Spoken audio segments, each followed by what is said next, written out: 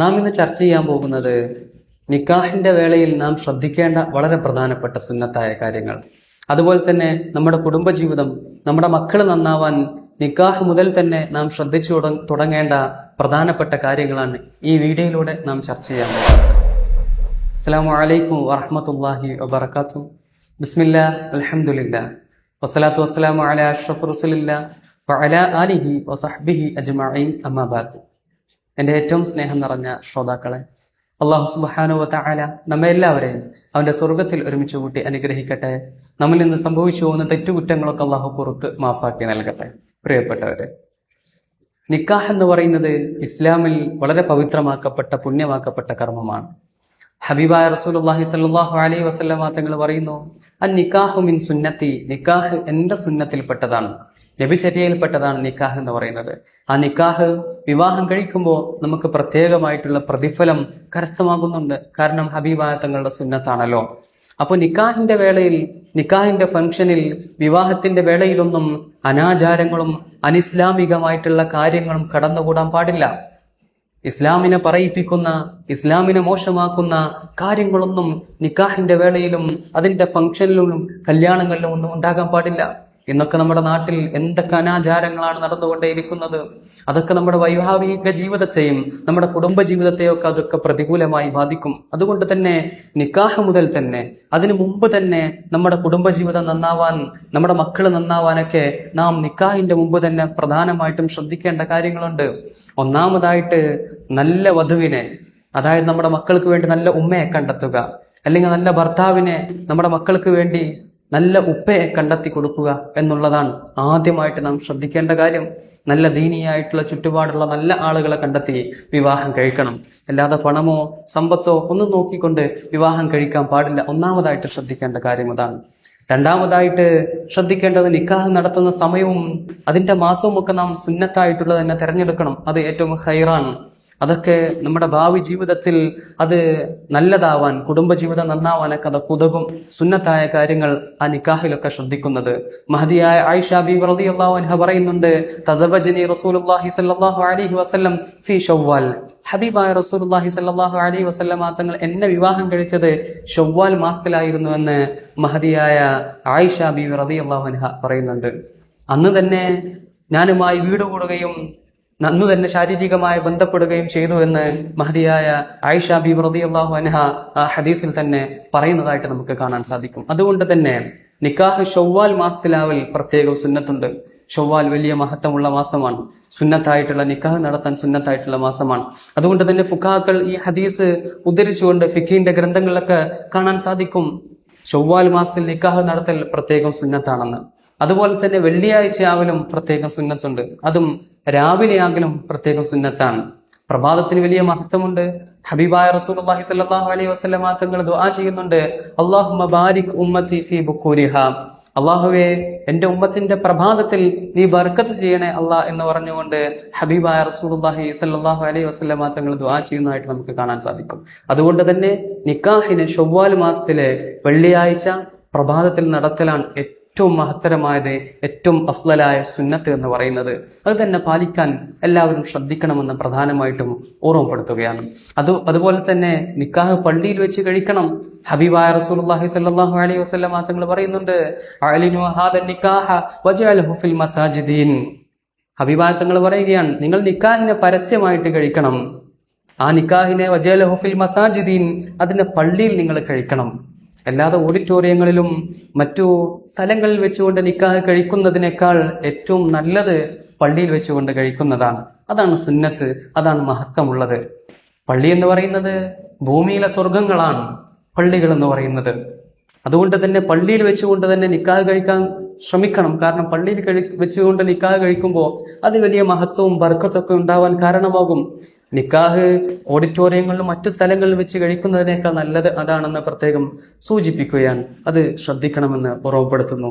നിക്കാഹുകൾ എന്ത് ചെയ്യുക, പള്ളിയിൽ വെച്ചുകൊണ്ട് കഴിക്കുക. അത് പരസ്യമായിട്ട് തന്നെ കഴിക്കുക. എല്ലാവരെയും വിളിച്ചു വരുത്തി ഒരു ഫംഗ്ഷനൊക്കെ സംഘടിപ്പിച്ച് എല്ലാവർക്കും വലിയ ഭക്ഷണമൊക്കെ നൽകിക്കൊണ്ട് എന്ത് ചെയ്യണം, നിക്കാഹ് കഴിക്കണം. അത് സുന്നത്താണ്. നല്ല വിഭവസമൃദ്ധമായ ഭക്ഷണങ്ങൾ ആളുകൾക്ക് കൊടുക്കണം. അതിൽ ദൂർത്തൊന്നും കാണിക്കാതെ, ഭക്ഷണം വേസ്റ്റ് ആക്കാതെ നല്ല വിഭവസമൃദ്ധമായ ഭക്ഷണങ്ങൾ എന്ത് ചെയ്യാം, ആളുകൾക്ക് കൊടുക്കാം. പലതരം ഭക്ഷണങ്ങൾ കൊടുക്കാം, അതിലൊന്നും പ്രശ്നമില്ല. അതൊക്കെ വേസ്റ്റ് ആക്കിക്കൊണ്ട് ദൂർത്തടിക്കുമ്പോഴാണ് പ്രശ്നമുള്ളത്. ആളുകൾക്ക് നല്ല ഭക്ഷണം വെച്ച് കൊടുക്കുന്നതുകൊണ്ടൊന്നും ഇസ്ലാമിൽ യാതൊരുവിധ വിരോധവുമില്ല. പക്ഷെ അത് വേസ്റ്റ് ആക്കിക്കൊണ്ട് ദൂർത്തടിച്ചുകൊണ്ട് കളയാൻ പാടില്ല. അതുപോലെ തന്നെ നിക്കാഹിനെ പള്ളിയിൽ വെച്ച് കഴിക്കുകയും ചെയ്യുക, അത് പ്രത്യേകം ശ്രദ്ധിക്കുക. അതിനുശേഷം ഹബീബായ റസൂലുള്ളാഹി സ്വല്ലല്ലാഹു അലൈഹി വസല്ലമ തങ്ങൾ പറയുന്നു, വദ്രിബു അലൈഹി ബിദ്ദുഫൂഫ്, ദഫുകൾ മുട്ടാമെന്ന്. ദഫുകളൊക്കെ മുട്ടി നല്ല ഇസ്ലാമികമായിട്ടുള്ള നല്ല മദ്ഹ് ഗാനങ്ങളൊക്കെ ആലപിച്ചിട്ട് നിക്കാഹ് കഴിക്കാം. നിക്കാഹിന്റെ സദസ്സുകളിൽ നല്ല ദഫ് മുട്ടി നല്ല ഗാനങ്ങൾ ആലപിക്കാം. ഇന്നത്തെ നിക്കാഹിന്റെ വേദികളൊക്കെ എന്താണ്? അനാചാരങ്ങളുടെ കൂത്തരങ്ങല്ലേ ഇന്നത്തെ നിക്കാഹിന്റെ വേദികളിലൊക്കെ നമുക്ക് കാണാൻ സാധിക്കുന്നത്.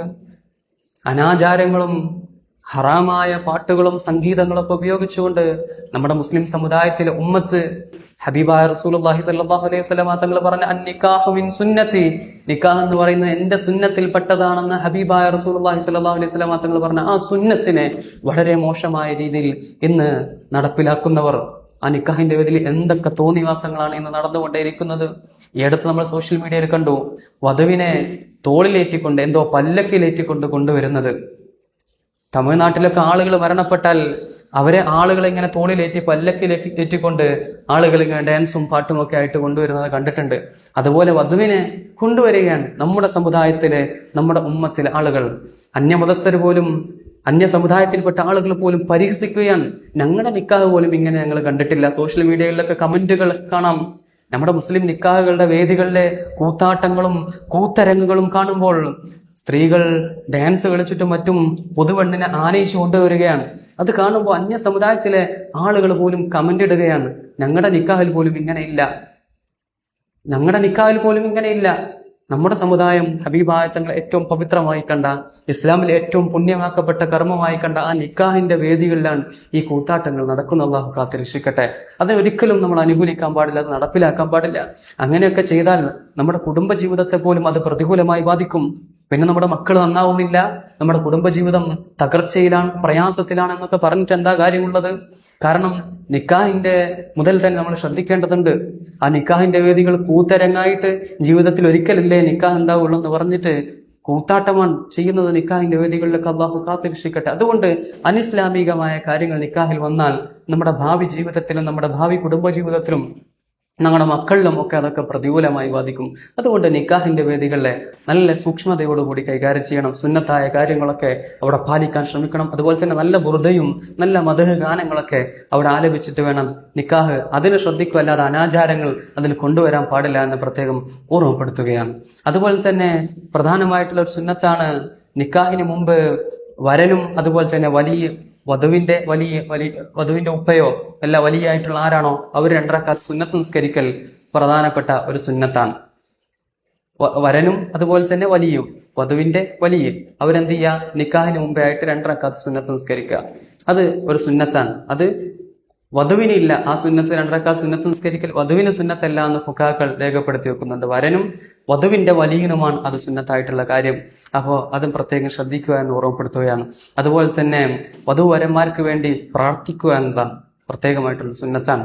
ഹബീബായ റസൂലുള്ളാഹി സ്വല്ലല്ലാഹു അലൈഹി വസല്ലം തങ്ങൾ പറഞ്ഞു തന്ന ഒരു സുന്നത്തായ കാര്യങ്ങളാണ് വധുവരന്മാർക്ക് വേണ്ടി പ്രാർത്ഥന നടത്തുക എന്നത്. ബാറക്കല്ലാഹു ലക്കുമാ വബാറക അലൈക്കുമാ വജമഅല്ലാഹു ബൈനക്കുമാ ഫീ ഖൈർ എന്ന് പറഞ്ഞിട്ടുള്ള പ്രാർത്ഥനയും മറ്റു പ്രാർത്ഥനകളൊക്കെ നമുക്ക് പ്രാർത്ഥിക്കാവുന്നതാണ്. ഹദീസിൽ വന്ന പ്രാർത്ഥന ഇതാണ്. മറ്റു പ്രാർത്ഥനകളൊക്കെ നമുക്ക് പ്രാർത്ഥിക്കാം. അതുപോലെ തന്നെ വരൻ എന്ത് ചെയ്യുക, ആ മറ്റുള്ളവർക്കും വേണ്ടി പ്രാർത്ഥിക്കൽ പ്രത്യേകം സുന്നത്തുണ്ടെന്ന് ഫിഖിന്റെ ഗ്രന്ഥങ്ങളിൽ കാണാൻ സാധിക്കും. അതുകൊണ്ട് തന്നെ നിക്കാഹിൽ ആർഭാടങ്ങളും അനാചാരങ്ങളും കൊണ്ടുവരാതെ ഇസ്ലാമികമായി പള്ളിയിൽ വെച്ചുകൊണ്ട് വളരെ മാന്യമായിട്ട് നിക്കാഹ് നടത്തണമെന്ന് പ്രത്യേകം ഓർമ്മപ്പെടുത്തുകയാണ്. അള്ളാഹു തൗഫീഖ് നൽകട്ടെ. അത് നമ്മുടെ കുടുംബജീവിതം കൂടി നന്നാവാൻ കാരണമാകും. അതുകൊണ്ട് തന്നെ നിക്കാഹിന്റെ വേളയിൽ സുന്നത്തായ കാര്യങ്ങളൊക്കെ പാലിച്ച് വളരെ ഭംഗിയോടുകൂടെ എല്ലാവരെയും വിളിച്ച് ഭക്ഷണമൊക്കെ കൊടുത്ത് നടത്തണമെന്ന് പ്രത്യേകം ഓർമ്മപ്പെടുത്തുകയാണ്. ഇൻഷാ അല്ലാഹ് ഇനി ബാക്കി കാര്യങ്ങളുമായി അടുത്ത വീഡിയോയിൽ കാണാം. അള്ളാഹു തൗഫീഖ് നൽകി അനുഗ്രഹിക്കട്ടെ. അള്ളാഹു സുബ്ഹാനഹു വ തആല നമ്മെ എല്ലാവരെയും അവന്റെ സ്വർഗ്ഗത്തിൽ ഒരുമിച്ച് കൂട്ടി അനുഗ്രഹിക്കട്ടെ. നമ്മളിൽ നിന്ന് സംഭവിച്ചു പോയ തെറ്റുകുറ്റങ്ങളൊക്കെ അള്ളാഹു പുറത്ത് മാഫാക്കി നൽകട്ടെ. ആമീൻ ആമീൻ യാ റബ്ബൽ ആലമീൻ. എല്ലാവരും ദുആ ചെയ്യണമെന്ന വസിയത്തോടെ അസ്സലാമു അലൈക്കും വറഹ്മത്തുള്ളാഹി വബറകാതുഹു.